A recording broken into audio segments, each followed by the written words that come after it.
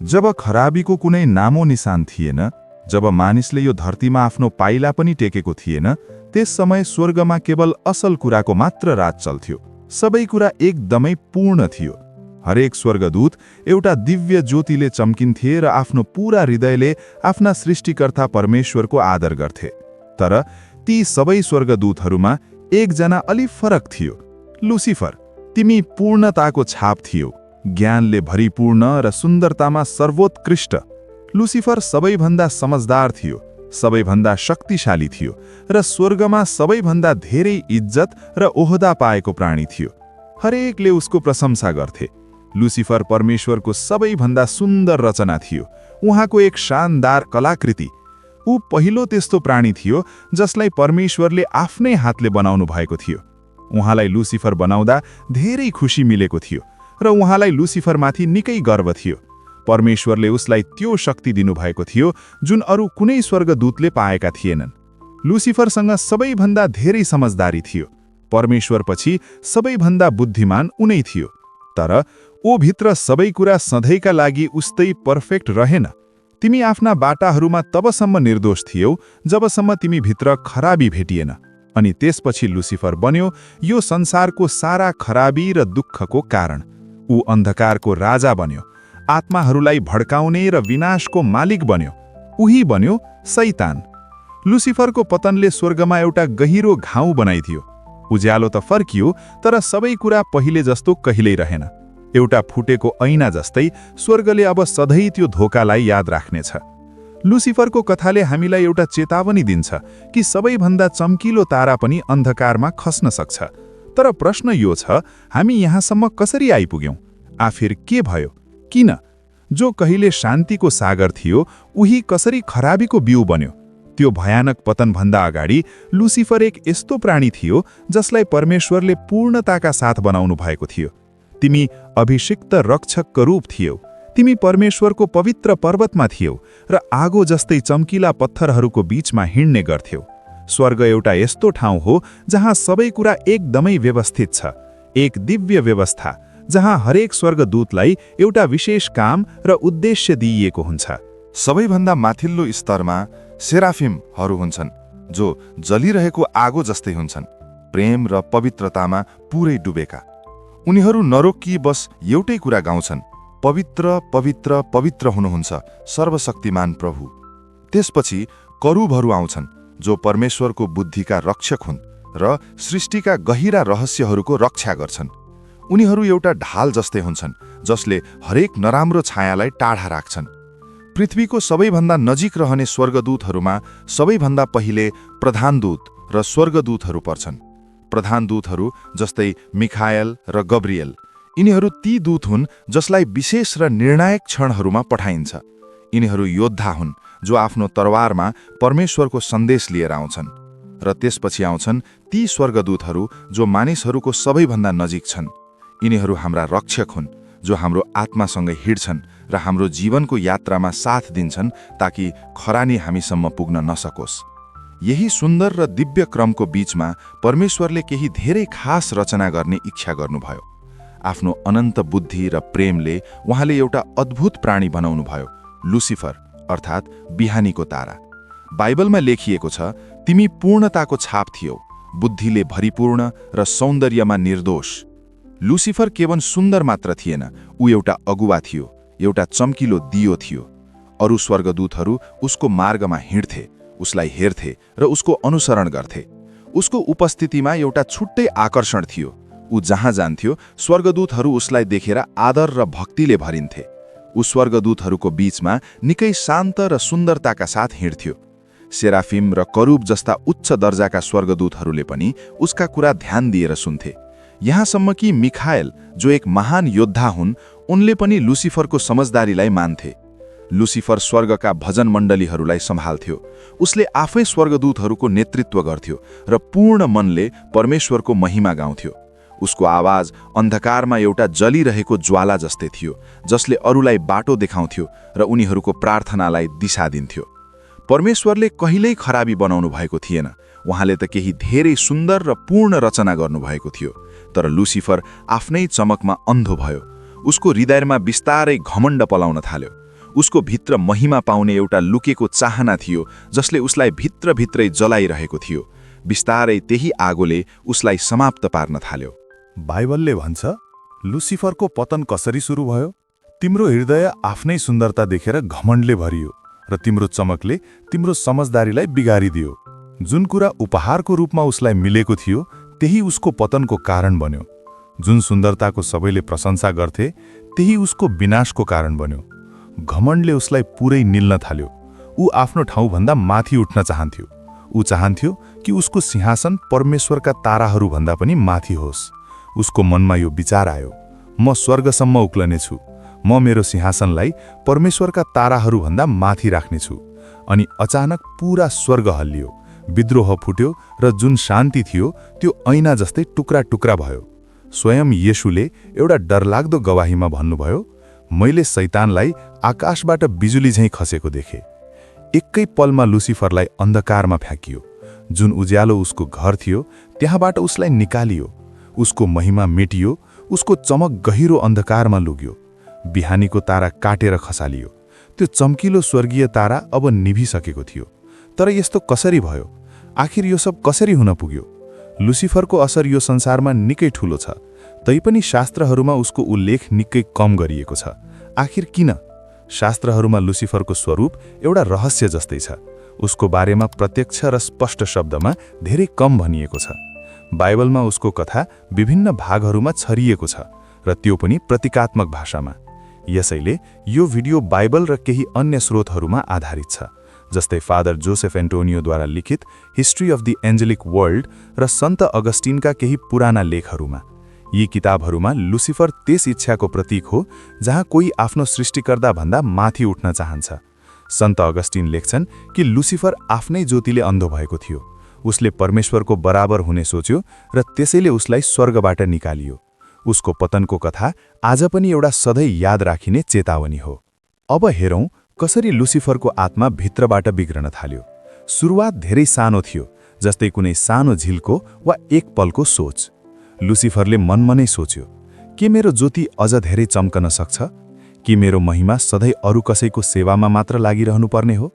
यी प्रश्नहरू सुरुमा निकै साना थिए, तर बिउ जस्तै उसको मनमा बसे र बिस्तारै बढ्न थाले।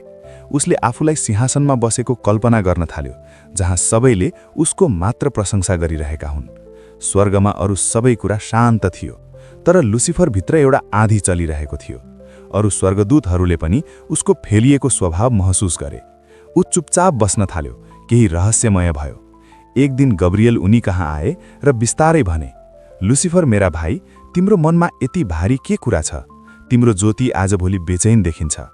लुसिफरले उनीतिर हेर्यो र जवाफ दियो, केही कुरा यस्ता हुन्छन् गब्रियल, जुन सायद हामी जस्ताले पनि पुरै बुझ्न सक्दैनौँ।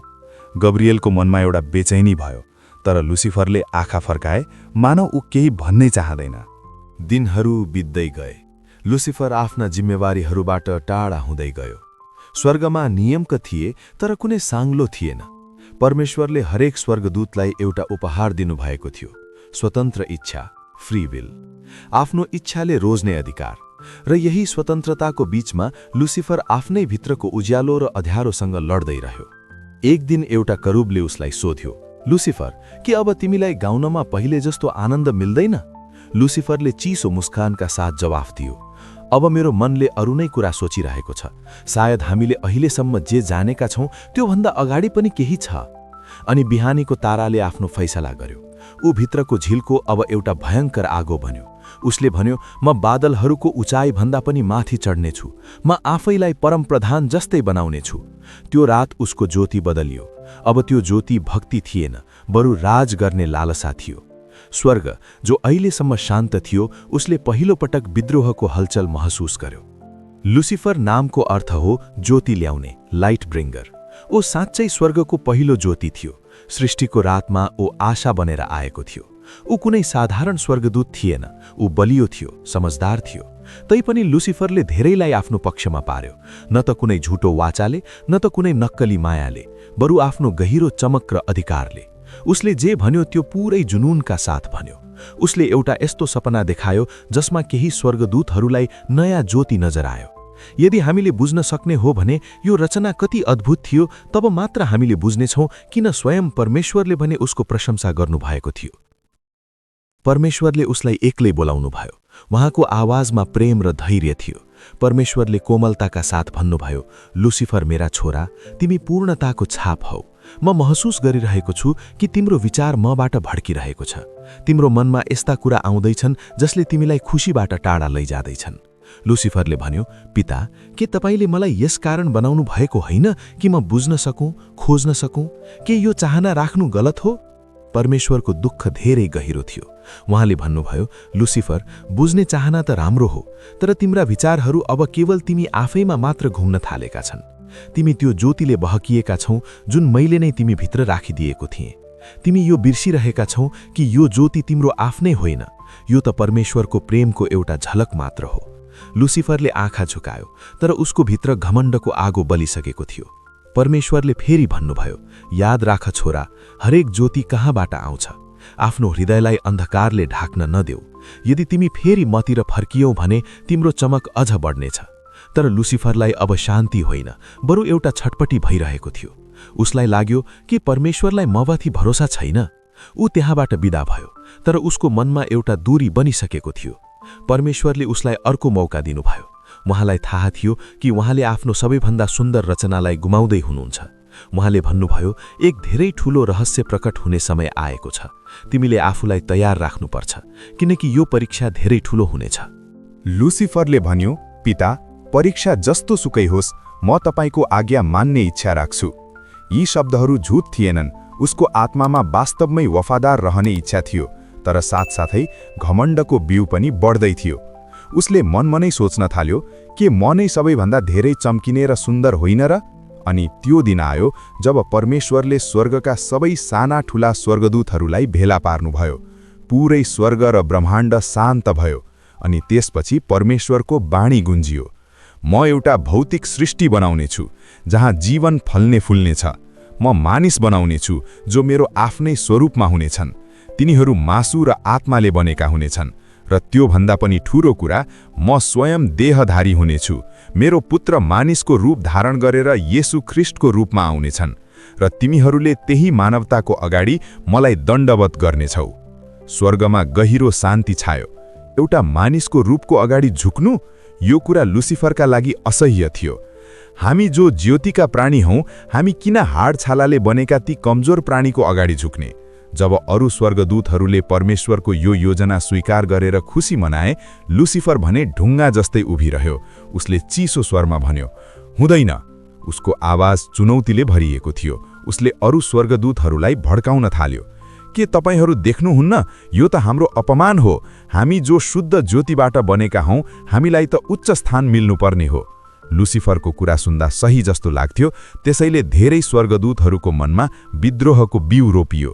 तर त्यही समयमा एउटा आवाज गुन्जियो, परमेश्वर जस्तो को छ? यो आवाज मिखाएलको थियो। उनी ओहदामा सानो भए पनि उनको विश्वास फलाम जस्तै बलियो थियो। मिखाएलले भने, तिमी घमण्डी भयौ लुसिफर, तिमी आफ्नो ठाउँ बिर्सिरहेका छौ। लुसिफरले क्रोधका साथ मिखाएललाई हेर्यो। उसले आफूलाई अपमानित महसुस गर्यो अनि स्वर्गमा युद्ध सुरु भयो।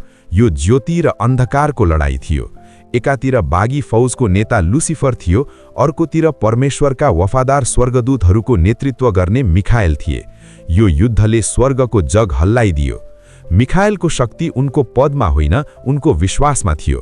अन्ततः असलको जित भयो। मिखाएलले लुसिफरलाई परास्त गरे। लुसिफर, जो अब शैतान बनिसकेको थियो, उसलाई र उसका साथीहरूलाई स्वर्गबाट बाहिर फ्याँकियो। स्वर्गबाट निकालिएपछि शैतान एउटा अन्धकार र बिरान ठाउँमा खस्यो। परमेश्वरबाट पुरै अलग हुनुको पीडा कुनै पनि शारीरिक सजायभन्दा भयानक थियो। उसको मनमा अब केवल एउटै कुरा थियो, नफरत। उसले सोच्यो, यदि उसले स्वर्ग पाउन सक्दैन भने ऊ परमेश्वरको सबैभन्दा प्यारो रचना मानिसलाई बिगारिदिनेछु। ऊ अदनको बगैँचामा सर्पको रूपमा आयो। उसले हौवाको मनमा शङ्काको बिउ रोप्यो, तिमीहरू परमेश्वर जस्तै हुनेछौ। यही लोभमा मानिसले पहिलो पाप गर्यो।